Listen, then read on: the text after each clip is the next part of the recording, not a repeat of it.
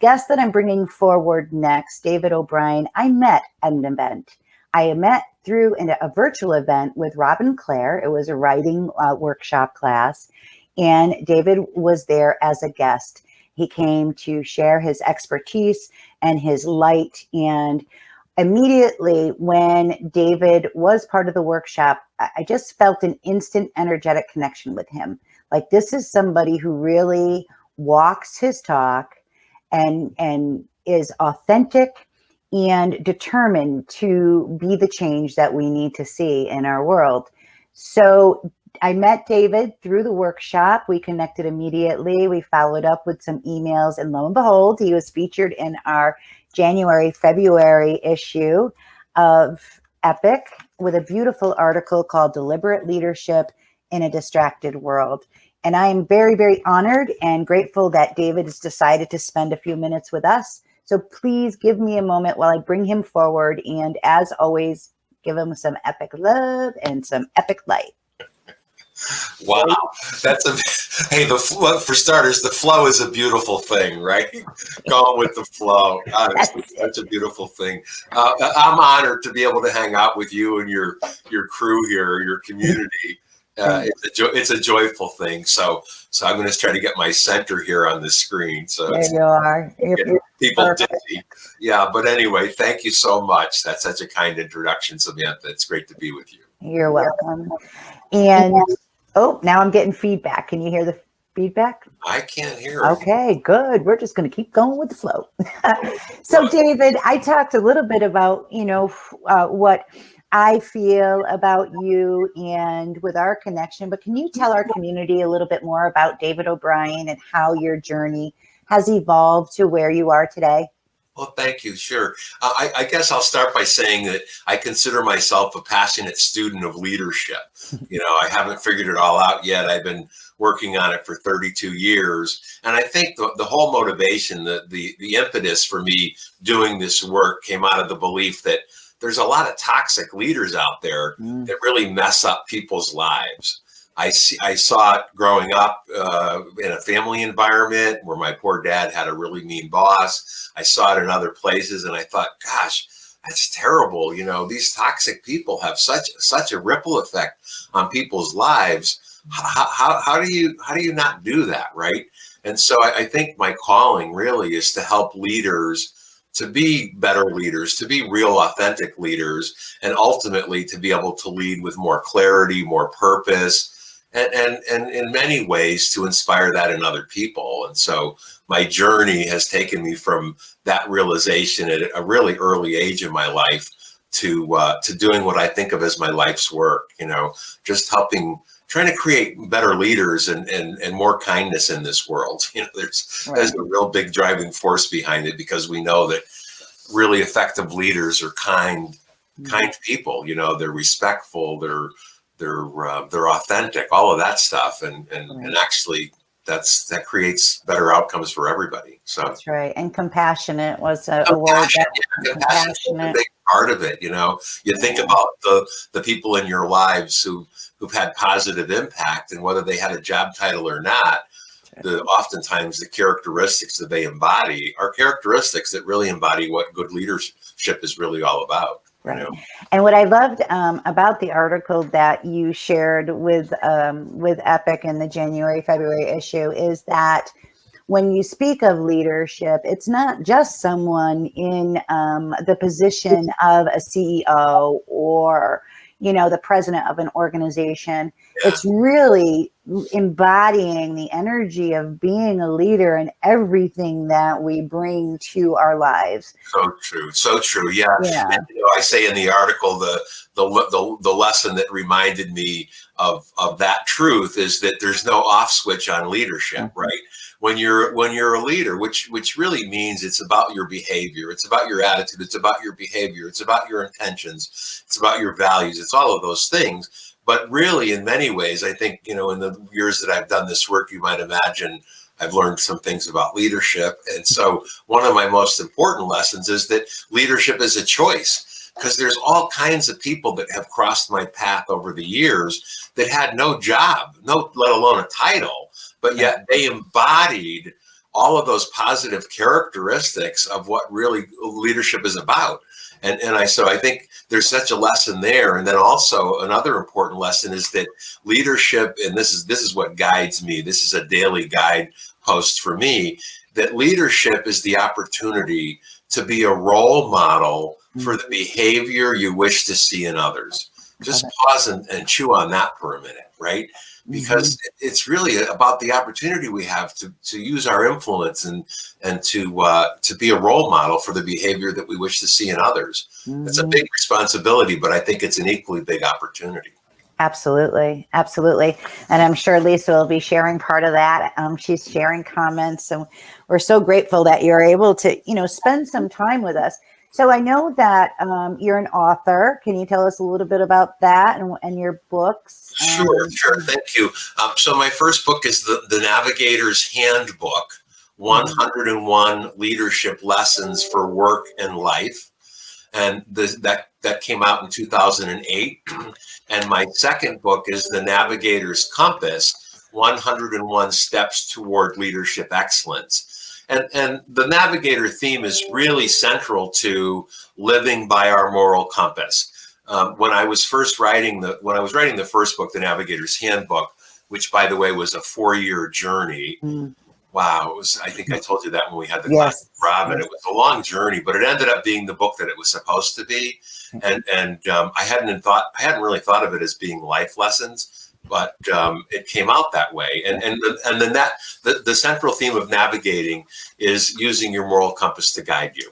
Because when I was first writing the Navigator's Handbook, the original intent was to interview a bunch of executive CEOs primarily and get their story about leadership, and then find the common denominators about what that was, and then distill that into a book. Well, it became a completely different book. But one of the things that fueled that was that I learned early on that these leaders were considered good leaders outside of work too.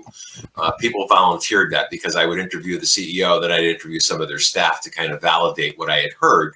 And the short story is that people would say that Samantha's a great leader here, but she's a great leader outside of work as well, came out of the realization, and this was feedback that people gave me, that she not only understands her values, she's very clear on her values, but she's very clear on how she lives her values. And that was the spark, because that to me is where the congruence happens. When we're not only really clear on those values, but we are able to live them.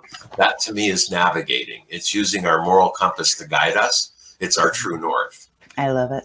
I love the navigating, and the compass, our inner being, the moral compass that we all have within us. We need to calibrate, right? We need to calibrate this and recalibrate.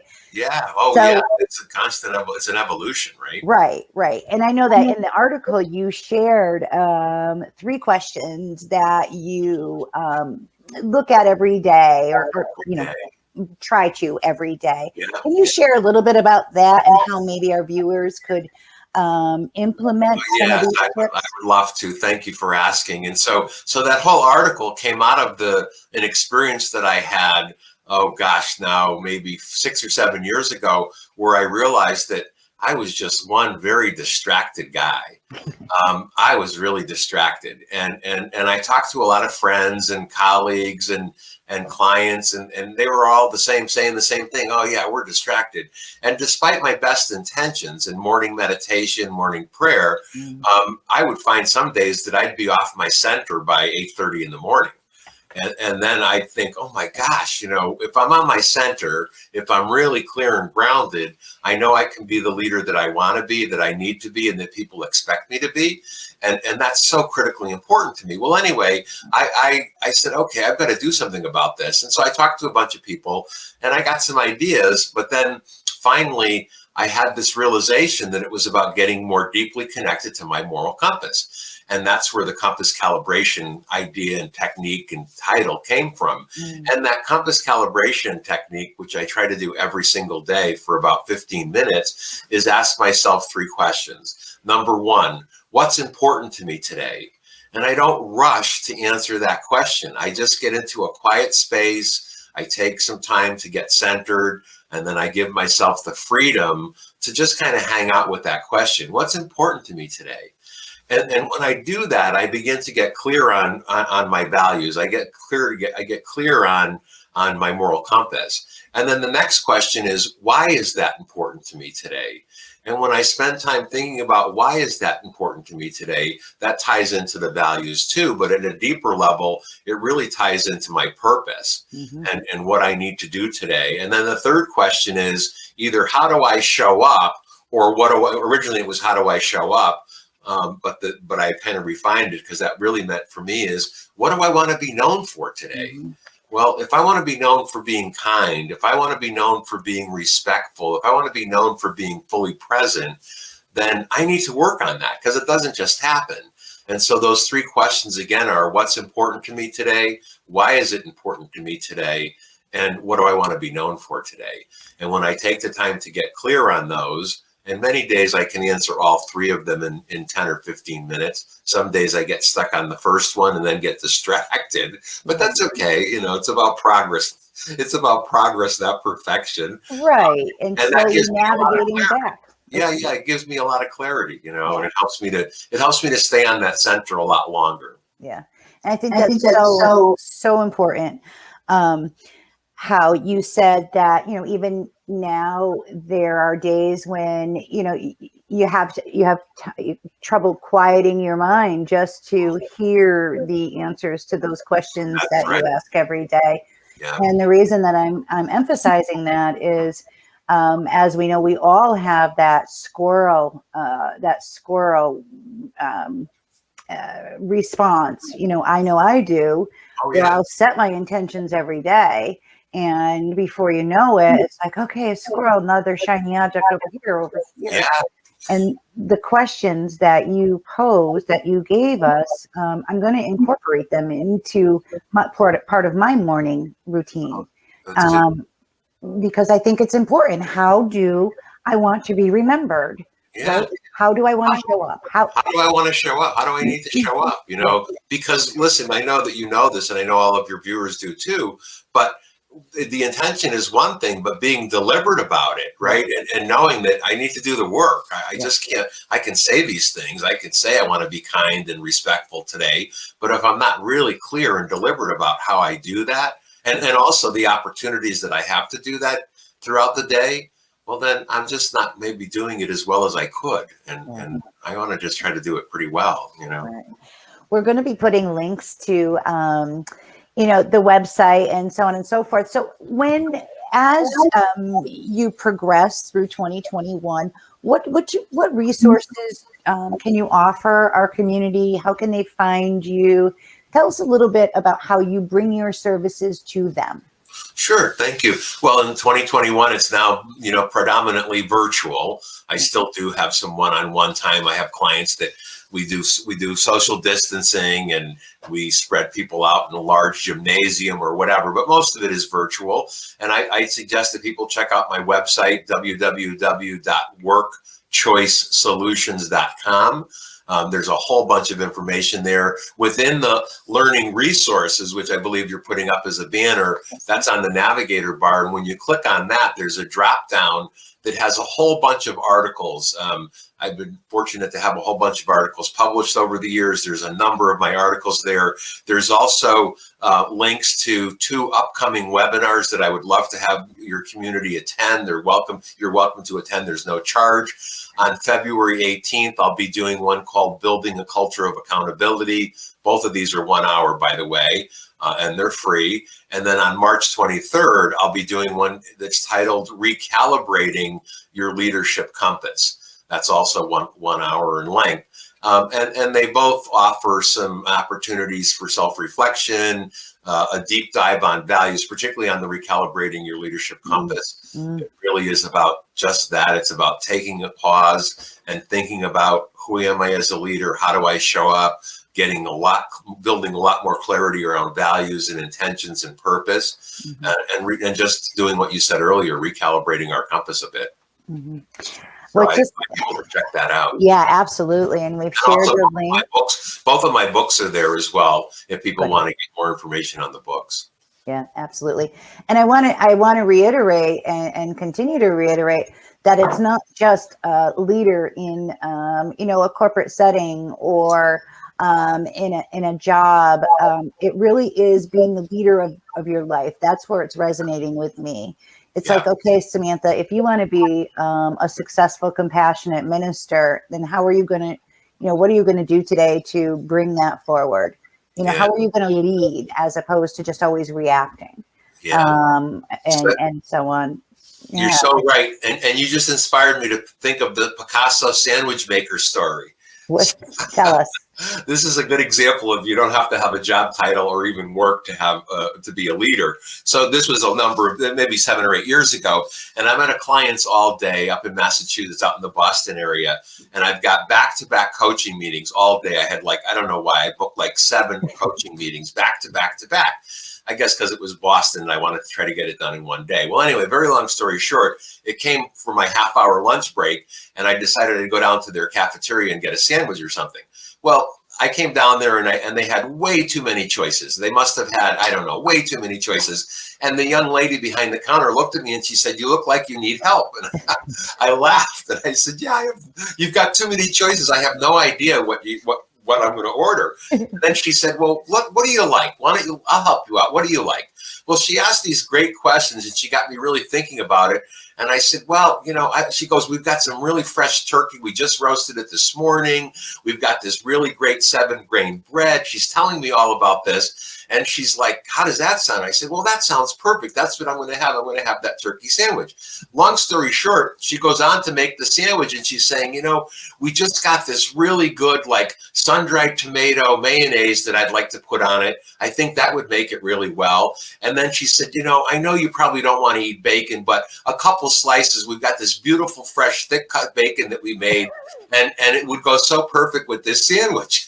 So I'm looking at her and I'm going, "Oh my God, you're like heaven sent, So she's making this sandwich, and I said to her, "You're like the Picasso sandwich maker. This is like the most wonderful example of leadership that I've seen all day."